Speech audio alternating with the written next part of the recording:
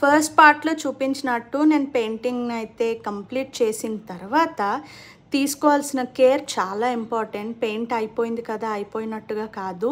దానికి చాలా proper care తీసుకోవాలి. సో, పెయింట్ అయిపోయిన తర్వాత ఫస్ట్ శారీ అంతా కూడా రివర్స్ చేసి ఐరన్ చేసుకోవాలి.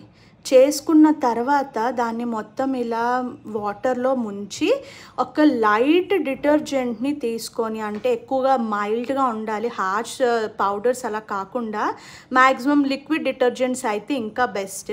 ఆ లిక్విడ్ డిటర్జెంట్ తోటి కొంచెం సేపు శారీని నానబెట్టుకోవాలి. నేను ఇలా ఈ హెన్కోది మ్యాటిక్ లిక్విడ్ తీసుకుంటున్నాను. ఇది యాక్చువల్లీ మెషిన్ కోసం కానీ మనం ఇలా యూస్ చేయొచ్చు. చాలా మైల్డ్‌గా ఉంటుంది.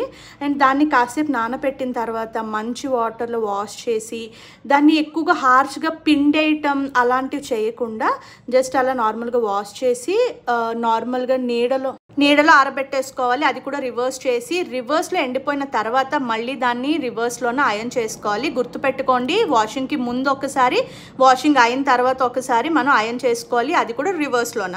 ఇదంతా అయిపోయిన తర్వాత మన శారీ రెడీ అయిపోయినట్టే. ఇప్పుడు మనం దీనికి కావాల్సిన ఎక్స్ట్రా డెకరేషన్స్ అన్నీ, లేస్, టాజిల్స్ అవన్నీ కూడా మన చాయిస్ బట్టే ఉంటాయి. మీకు ఇలా నార్మల్గా వదిలేయాలనుకున్నా సరే అది యువర్ చాయిస్. బట్ నేను మాత్రం కొంచెం లేస్ వర్క్ అలాంటివి చేయాలనుకుని నేను దానికోసం వెతకడానికి వెళ్ళాను.